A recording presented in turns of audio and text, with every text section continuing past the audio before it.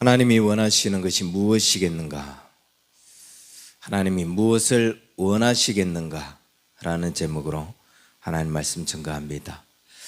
저는 이번 한 주 동안 이 생각이 머리를 떠나지 않았습니다. 계속 이런 질문을 한 것 같아요. 지금 이 상황에서 정말 하나님이 무엇을 원하시겠는가? 정말 하나님이 원하시는 게 뭐겠는가? 사람들은 특히 그리스도인들은 우리가 하나님의 뜻에 순종해야 된다, 하나님의 사랑을 실천해야 된다라고 말하면서 자기가 하는 일은 하나님의 뜻에 순종하는 것이고 자기가 하는 것은 하나님의 사랑을 나타내는 것이고 다른 사람이 하는 일은, 다른 사람이 하는 것은 그건 잘못된 거라고 이야기해요. 자기가 하는 것은 무조건 옳아요. 자기가 하는 것은 무조건 그건 하나님의 뜻이고 하나님의 사랑을 나타내는 거예요. 그런데 다른 사람이 하는 일은 무조건 잘못됐어요. 무조건 틀렸다라고 이야기해요. 그리고 고집을 부리고 그 고집을 꺾지 않고 다툼이 일어납니다. 물론 하나님의 일을 하려면 어떤 면에서는 이런 고집이 있어야 돼요. 그 고집이 있어야, 이게 하나님의 일이다, 이게 하나님의 뜻이다 라고 하는 고집이 있어야 주의 일을 할 수가 있어요. 그렇지 않으면 여러 가지 어떤 방해되는 요소를 만나고 여러 가지 어떤 힘든 상황을 만났을 때 절대로 주의 일을 할 수가 없어요. 그런데 중요한 것은 이 고집을 부릴 때는 뭐가 있어야 되냐? 그냥 무조건 고집을 피우는 거 안 된다는 거죠. 이게 하나님의 뜻이다, 이게 하나님의 일이다라고 하는 확실한 기준, 그리고 특별히 두 가지 일이 상충될 때는 뭔가 상식이 우리 안에 있어야 돼요.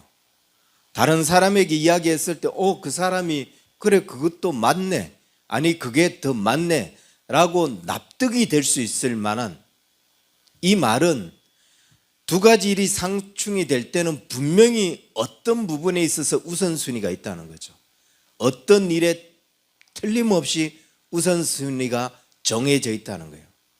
그리고 그 우선순위를 이야기하고 그 우선순위가 뭔지를 말할 때에 다른 사람이 그렇게 그걸 수용하고 받아들일 수 있다는 거죠. 그냥 고집만 부리면은, 그것도 없이 상식도 없고 우선순위도 없고 그냥 자기 일에 고집만 부리면 될래야 될 수가 없습니다. 하나님의 일을 할래야 할 수가 없어요. 그래서 고집을 부리려면 이러이러해서 이 일이 중요하고 이러이러해서 이 일이 그 일보다는 우선시 되어야 된다 라고 설명할 수 있어야, 그래야 왜 그것이 옳은지, 왜 그 일을 먼저 해야 되는지 사람들이 이해하고 그 결정을 따라갈 수 있다는 거예요. 그런데 너무나 답답한 건 이런 우선순위가 없고 뭘 먼저 해야 되는지 그런 기준이 없어요. 우리가 두 가지 일이 상충될 때 그 기준이 뭘까요? 그냥 우선순위예요. 말씀. 그런데 이 상식이 없다는 거죠. 지난 수요일 날 압살롬 이야기를 하면서 말씀을 드렸습니다. 여러분이 압살롬의 입장이라면 여러분은 어떤 선택을 해야 되는가? 뭐가 지금 중요하고 무슨 결정을 해야 되는가? 내 동생이 형에 의해서 강간을 당했어요. 그리고 그 동생의 삶은 정말 버림받은 그런 삶이 되고 말았어요. 그런데 안타까운 것은 이 사실을 아버지가 너무나 잘 알아요.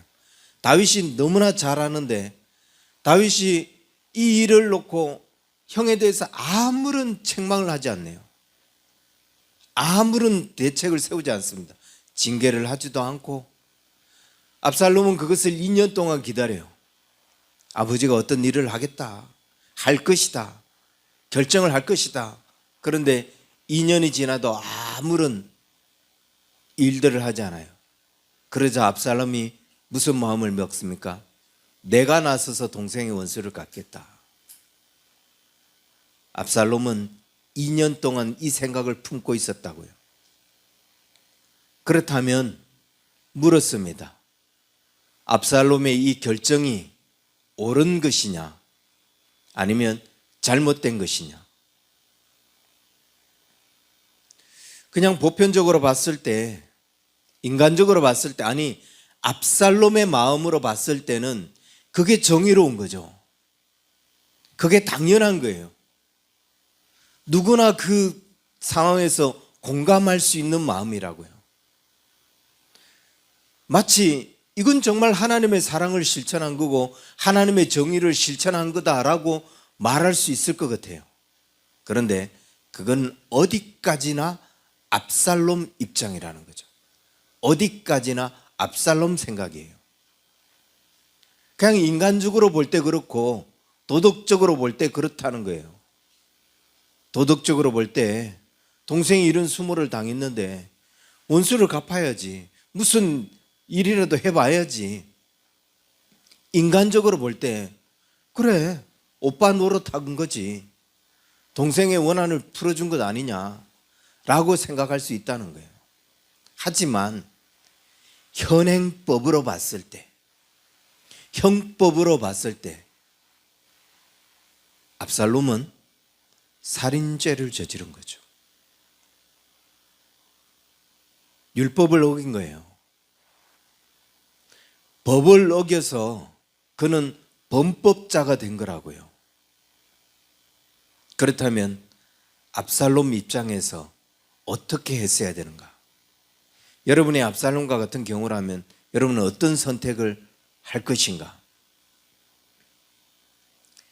힘들더라도 끝까지 아버지가 무슨 결정을 할 수 있도록 아버지에게, 또 아버지가 그 일을 안 하면 가서 아버지에게 이런 일이 있는데 왜 아버지 아무것도 안 하십니까? 내가 나서서 어떻게 형제끼리 어떻게 화근이 일어나기를 바라십니까? 아버지가 무슨 결정을 해 주셔야 되지 않겠습니까? 라고 이야기를 하든가. 그것 못하면 그냥 하나님이 하실 때까지 기다리든가. 그게 옳았다는 거예요. 그런데 압살롬은 자기가 직접 나서서 형을 죽여버려요. 그게 정의를 실현한 거고 오빠 노릇을 한 것 같지만 그건 살인죄라고요. 무슨 말씀을 드리고 싶은 거냐?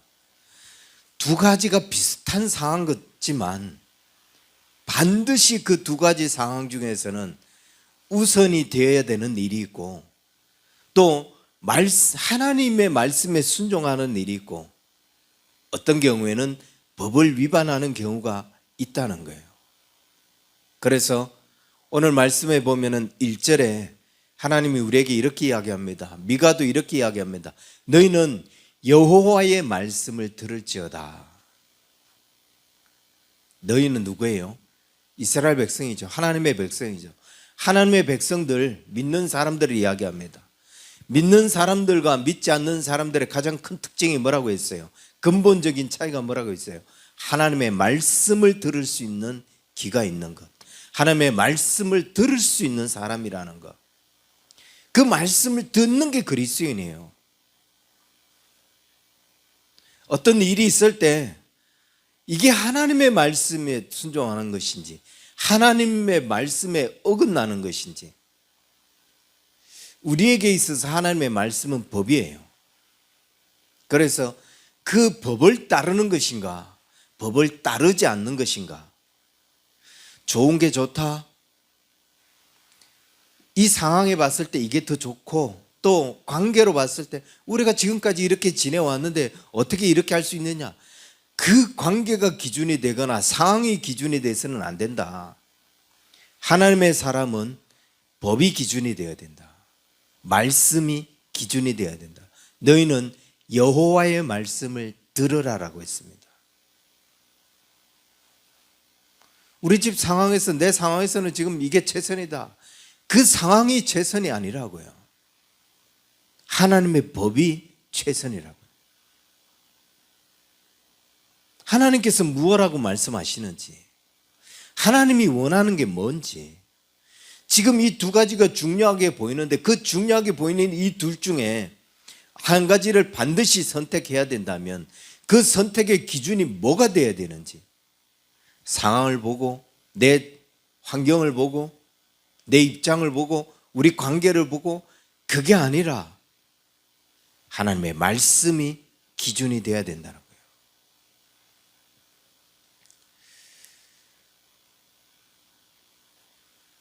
우리에게는 하나님의 말씀이 법이기 때문에 그 법이 기준이 돼야 된다고요. 우리가 일주일 내내 꼭두 새벽부터 일어나서 하루 종일 일하고 저녁 늦게까지 그렇게 일하다가 퇴근을 해서 모처럼 쉬는 날이에요. 모처럼 쉬는 이 한 날, 지금 여기 와서 여러분 뭐 하십니까? 뭐 하러 여기 왔어요? 예배 드리러 온 거 아니에요?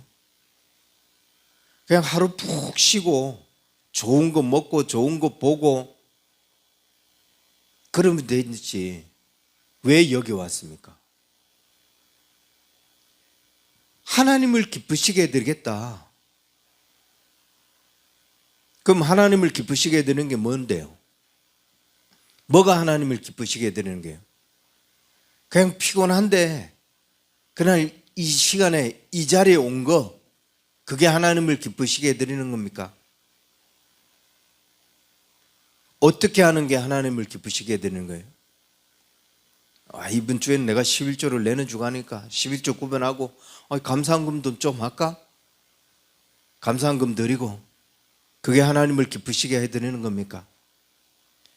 구약의 이스라엘 백성들이 송아지를 드리기도 하고 양과 염소를 드렸어요. 그걸 성전에서 불태워 하나님 앞에 드렸고 하나님 그 향기를 연락하셨어요. 그런데 여러분, 우리가 잊지 말아야 될 게 있어요.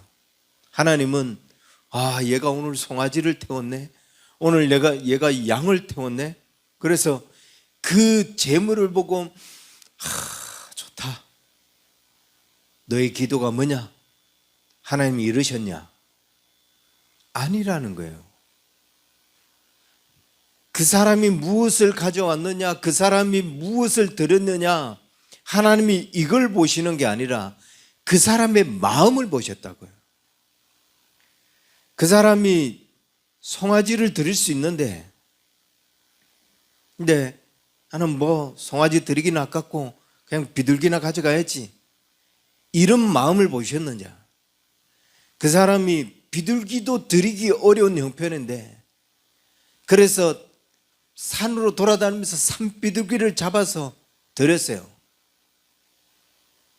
하나님은 그렇게 예배하는 그 사람의 마음을 보시고 그 예배를 흠량하신다는 거예요. 시편 50편 13절에 보면 이렇게 이야기합니다. 내가 수소의 고기를 먹으며 염소의 피를 마시겠느냐? 너희들이 나는 이만한 예물을 가져왔습니다, 나는 이렇게 많은 헌물을 드렸습니다 라고 자랑하면서 탁 내놓을 때 내가 그 수소의 피를 마시고 염소의 고기를 내가 먹겠느냐 라고 말씀하시는 거예요. 하나님은 그 재물을 보고 그들의 예배를 받으시는 게 아니라고요. 열심히 그냥 이 시간에 구별해서 왔다고 그 예배를 받으시는 게 아니라고요. 솔로몬이 하나님 앞에 1,000번제를 드렸어요. 그러니까 하나님께서 너에게 지혜도, 부와 함께 지혜도 같이 주마 라고 하면서 부와 지혜를 같이 드렸어요. 솔로몬이 1,000번제를 드렸기 때문에, 그렇기 때문에 하나님께서 그 많은 재물에 깜짝 놀라서 아이고 고맙다 이래서 이런 은혜를 주셨는가? 아니라, 그 예물을 드리면서 솔로몬의 마음이 어땠는지, 얼마나 정말 하나님을 경외하고 싶었고, 얼마나 정말 하나님의 말씀으로 백성을 다스리고 싶었는지 그 마음이 너무 간절히 하니까 하나님께서 그에게 부와 함께 지혜를 주셨다는 거예요. 무슨 말이냐? 쉬고 싶지만 여기에 나온 것 그걸로 하나님께서 네가 할 일 다 했다라고 하시는 게 아니라 어떤 마음으로 여기 앉아 있느냐, 어떤 생각으로 여기 앉아 있느냐, 그게 중요하고 하나님은 그 예배를 받으신다고요. 그 마음의 간절함, 그 마음의 진실함, 절박함. 그런데 미가가 그런 절박함이 있는데 이렇게 미가가 이야기해요. 하나님이 과연 뭘 기뻐하실까? 하나님이 어떤 것을 기뻐하실까? 내가 무엇을 가지고 여 앞에 나아가며 높으신 하나님을 경배할까? 내가 번제물로 1년 된 송아지를 가지고 그 앞에 나갈까? 여호와께서 천천의 순양과 만만의 강물의 기름을 기뻐하실까? 그런데 그 고민하는 중에 하나님께서 8절에 그에게 이렇게 대답합니다. 사람아, 주께서 선한 것이 무엇임을 내게 보이셨나니 여호와께서 내게 구하는 건 오직 정의를 행하고 인자를 사랑하고 겸손한 내 하나님과 동행하는 거다 라고 말씀하고 있어요. 구약의 이스라엘 백성들이 하나님 앞에 범죄를 드릴 때 1년 된 송아지, 이건 최고였어요. 그리고 양, 염소, 그 최고의 예물을 하나님 앞에 드렸어요. 그래서 미가가 최고의 예물 1년 된 송아지 그거 하나님 앞에 드려볼까? 정말 하나님의 은혜 가운데 있고 싶은데 그것 정말 주님 앞에 드려볼까? 그런 최고의 예물을 드리려고 하다가 더 좋은 게 떠오른 거예요. 아, 이것보다 더 좋은 게 있구나. 그러면서 미가가 뭔 생각을 했냐면 내 허물을 위하여 내 맏아들을, 내 영혼의 죄를 위하여 내 몸의 열매를 주님 앞에 드릴까? 내 자녀를 아브라함이 독자 이삭을 하나님 앞에 드렸던 것처럼 내 자녀를 하나님 앞에 드릴까? 라는 생각까지 떠오른 거예요. 물론 이 자녀를 드린다는 게 실제로 아브라함처럼 제물에 바치려고 칼을 드는 게 아니라 평생 주의 일에 헌신할 수 있도록 나신인으로 드리는 것, 그런 걸 의미하겠죠. 내 아들을 목사가 되게 할까? 이런 생각을 한 거예요. 가장 중요한 것, 가장 귀한 것을 하나님 앞에 드리고 싶은 그 마음이 생겼다는 거예요. 그런데 우린 여기서 굉장히 중요한 원칙을 하나 발견하게 됩니다. 굉장히 중요한 것을 하나 배우게 돼요. 내가 최고로 좋은 것, 가장 중요한 것을 하나님 앞에 드려야 되겠다. 내가 생각하기에는 1년 된 수송아지보다도 더 중요한 건 내 아들을 드리는 거구나. 이렇게까지 좋은 것을 주님 앞에 드리려고 마음을 먹었음에도 불구하고 더 중요한 건 뭐냐? 그게 하나님이 원하는 거냐 아니라는 거예요. 그건 내가 원하는 거고 하나님이 원하는 건 다른 거라는 거죠. 그래서 아무리 좋은 것을 주님 앞에 드리고 싶어도 아무리 좋은 마음을 가지고 하나님의 일에 순종하고 하나님의 뜻에 하고 이게 하나님의 사랑을 나타내는 거다 그렇게 막 큰 소리 치고 싶어도 그게 하나님이 원하는 거냐, 네가 중요하다라고 네가 좋은 거라고 생각하고 있는 거냐 따져야 된다는 거죠. 하나님이 원하는 건 다른 거다. 내가 좋아서, 내가 이게 옳은 것 같아서, 내가 이렇게 해야 오빠 노릇을 하는 것 같아서 그게 그 마음으로 가득 차서 2년 동안을 버티고 기회를 엿보고 그리고 다 준비됐으니까 너희들 암논을 쳐라. 명령하는 거 거룩해 보이고 멋져 보이겠죠. 지 생각에 빠진 거예요. 자기 생각에 사로잡혀 있는 거라고요.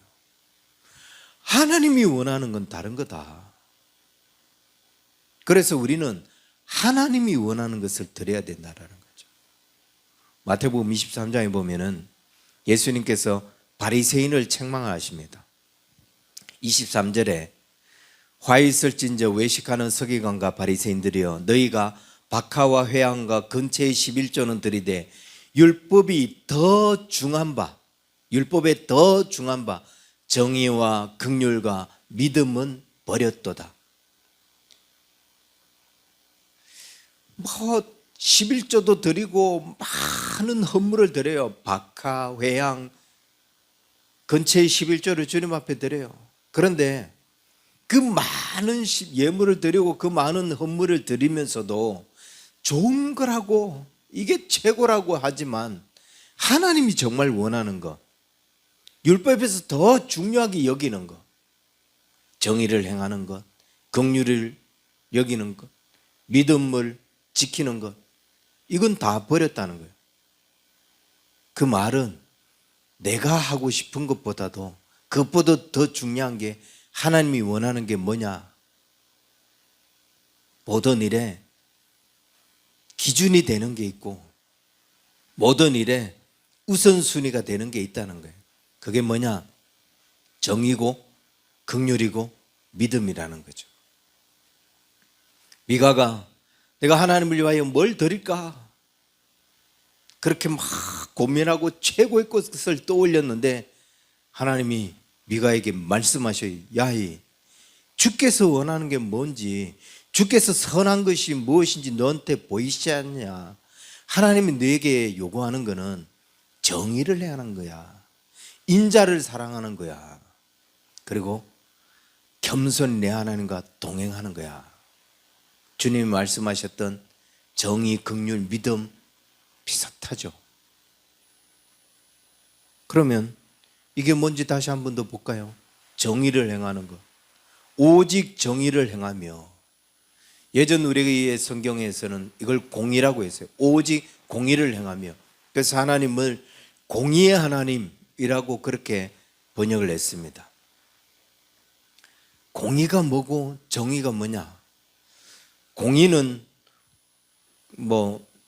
사전적 의미는 공평하고 의로운 도리, 정의는 진리에 맞는 올바른 도리, 이게 공의고 이게 정의예요. 근데 이게 공의라고 해석을 할 때는 이게 뭐에 기준을 두냐에 따라서 이게 굉장히 많이 바뀔 수 있어요.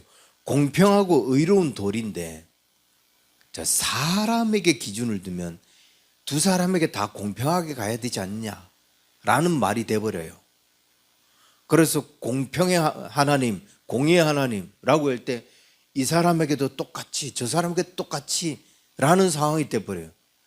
얘는 그걸 받을 입장이 안 되는데, 얘는 그걸 받아야 되는데, 그런데 공평의 하나님, 야, 입장이 안 되지만 니도 받았으니 얘도 받아야지, 이런 논란이 벌어집니다.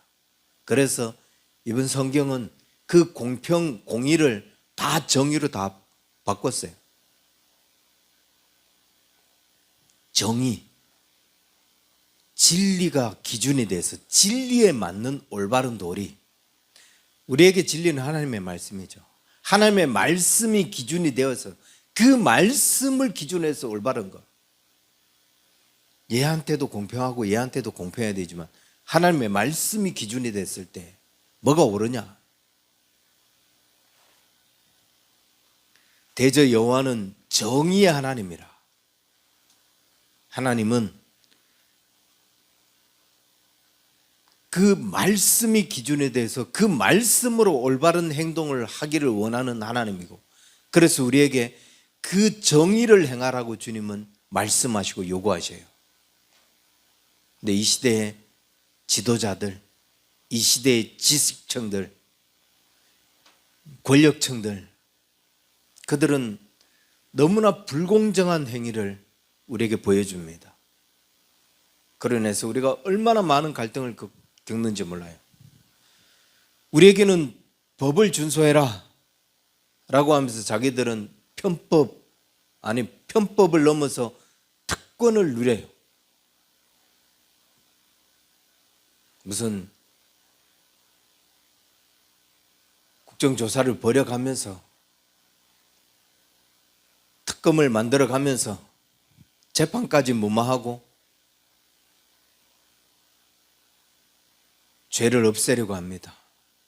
죄를 지었는데 재판을 받는데 일반인들은 어느 날 나오시오 그럼 찍 소리도 못하고 가요. 안 가면 바로 그날 현행범으로 체포돼서 끌려가요. 근데 얘들은 나 이번엔 참석 못한다, 다음에 날 잡아라, 끝나요. 법이 벌벌 기면서 예 알았습니다, 다음에 오실 수 있는 날짜가 언젠가요? 정말 정의가 무너진, 법이 무너진 불공정한 그런 사회가 되죠. 정의롭지 못한 사회, 그 정의롭지 못한 사회를 보면서 그리스도인들이 목사들이 그 이익에 눈이 멀어서 정의를 버려요. 관계에 눈이 멀어서 권력에 눈이 멀어서 하나님의 말씀이 기준에서 올바른 결정을 내야 되는데 그 말씀이 기준이 되는 게 아니라 그냥 관계 그리고 돈, 가장 정의로워야 할 사람이 정의를 버린다는 거죠. 하나님께서 우리에게 너희가 정의를 행하라고 했는데 그 말씀이 기준이 되는 선택을 하라고 했는데 사랑이 뭐니 좋은 게 좋으니 라고 하면서 그 모든 것들을 버립니다. 정의가 무시된 사랑은 그건 사랑이라고 할 수 없어요. 정의를 외면한 행위, 그거는 아무리 좋아 보여도 그건 더 이상 좋은 게 될 수 없다고요. 말씀을 지킬 때, 말씀이 기준이 될 때 그게 사랑이 될 수 있는 거고 그게 정의가 될 수 있는 거예요. 말씀이 기준이 되는 거는 그 말씀이 기준이 됐을 때 어떤 것들을 탁 결정을 하면은 하나는 참 매정하게 느끼겠죠. 냉정하게 느끼겠죠. 그러나 그게 진정한 정의고 그게 올바른 결정이라고요. 말씀이 기준이 아니라면 우리는 반드시 말씀을 기준으로 세워서 따를 수 있는 사람이 되어야 된다는 거죠. 두 번째는 인자를 사랑하라고 했습니다. 인자를 사랑하는 거라고 했어요. 인자를 사랑하는 게 뭐죠? 인자를 사랑하는 게 사람을 사랑하는 거예요. 예수님이 사람을 사랑하시지 않았냐? 우리가 죄인 되었을 때 주님이 우리를 위하여 십자가에 죽으심으로 우리를 사랑하시지 않았느냐? 나를 그렇게 사랑하셨던 것처럼 저 사람도 하나님 그렇게 사랑하셨다. 그래서 너는 이 사람을 사랑해야 된다. 서서히 기준에서 점점 멀어지는 이야기들을 하기 시작해요. 이 사람이 죄인이지만 너도 죄인이었을 때 주님이 사랑하셨던 것처럼 이 사람도 사랑해야 된다. 말이 틀린 말은 아니에요. 그런데 어떤 일을 결정할 때 계속 서서히 이런 추론적 해석을 해가기 시작하면서 전도를 해야 되는데 그래서 전도를 하지 않는 당신은 죄인이고 이 사람을 사랑하지 않는 것이 죄인이다. 이 사람에게 기회를 주지 않는 것이 죄다. 라고 이제 서서히 말이 벌어지기 시작해요. 그러면서 기준하고 멀어져 있는 이야기들을 하기 시작합니다. 저는 인자를 사랑하라 이 말을 이렇게 누차게 벌려서 이야기하고 싶지 않아요. 그냥 인자를 사랑하라는 것은 단순하게 주님을 사랑하는 것이라고 말씀드리고 싶고, 그렇게 주님 사랑하라 라고만 말씀드리고 싶어요. 여러분, 주님 사랑하면 무슨 일이 일어나느냐?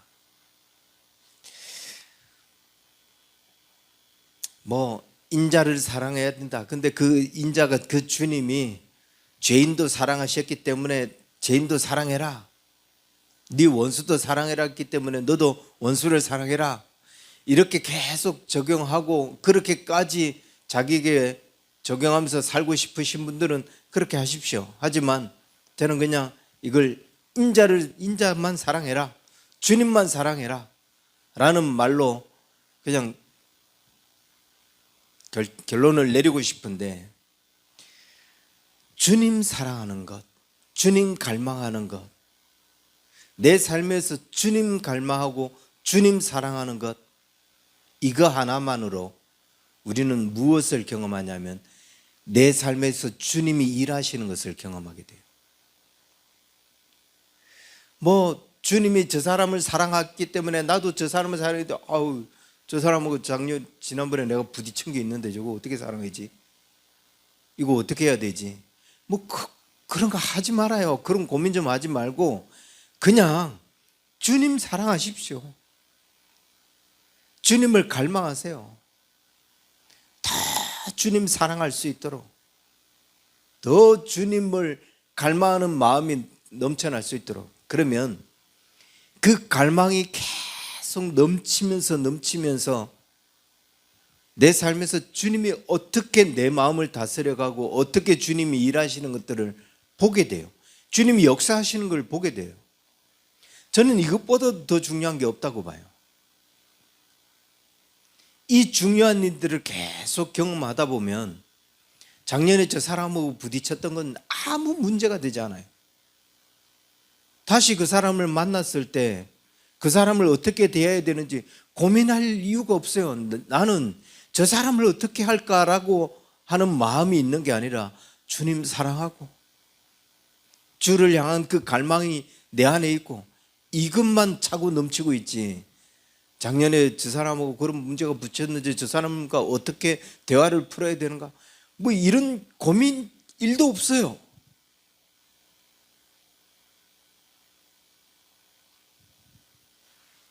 그래서 인자를 사랑하는 것만 최선을 다해라.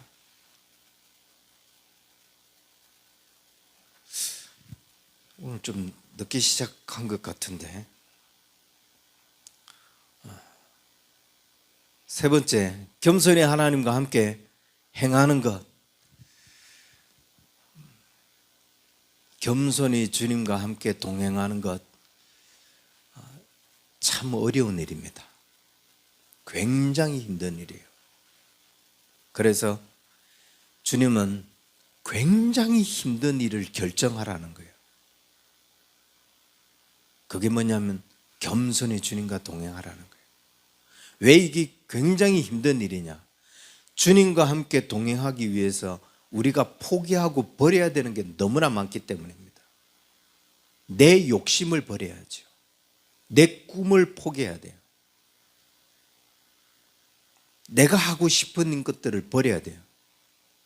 우리 딸처럼 몇 살까지 독신으로 살게요 라는 결정을 해야 돼요. 주님의 뜻에 순종하기 위해서, 주님이 원하는 일을 가기 위해서 겸손히 주님과 주님이 원하시는 그 길을 동행하며 걸어가야 할 때 우리가 버리고 포기해야 하는 것이 얼마나 많은가, 그리고 그걸 버리고 포기하는 게 얼마나 힘든가. 결코 쉽지 않다.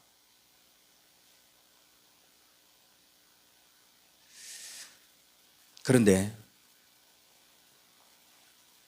그걸 포기할 때 결코 쉽지 않죠. 하지만 하나님의 은혜는 이걸 포기해 본 사람은 알아요. 주님과 동행하겠습니다, 주의 일에 순종하겠습니다 라고 해서 내 욕심, 내 생각 그걸 포기하고 하나님의 뜻에 순종해 본 사람은 알아요. 이건 말로 표현할 수 없는 은혜이고 주님이 더 좋은 것으로 채워져요. 주님이 더 놀라운 것으로 그 일들을 갚아주시면서 그 일들을 해나가신다고요. 그래서 경험해 본 사람은 알아요. 그런데 전적으로 뭐라고요? 이건 포기했을 때 오는 경험이라고요. 포기했을 때, 버렸을 때. 그래서 포기해 본 사람은 알아요. 이걸 내가 포기하기 힘들지만, 버리기 힘들지만 이 욕심, 이 내 꿈을 버렸을 때 하나님께서 무엇으로 채워지는지, 하나님께서 어떻게 일하실지 기대가 되니까 기꺼이 버려요. 힘들어도 해야 되나 말아야 되나. 근데 해야 되는 게 좋은 걸 알고 순종할 때 하나님께서 어떻게 은혜를 주실지 기대가 되니까 결국은 버리자, 포기하자가 돼요. 근데 경험 안 해본 사람은 어렵죠. 하나님 뭘 어떻게 채워주실 줄 알고, 하나님이 어떻게 일하실 줄 알고. 그러니까 못 버리는 거예요. 꽉 움켜잡고 내가 이걸 어떻게 채워간 건데.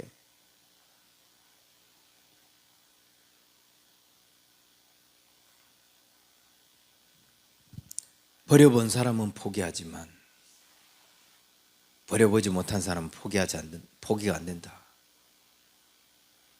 그런데 주님이 원한 게 뭐냐? 포기해라, 버려라.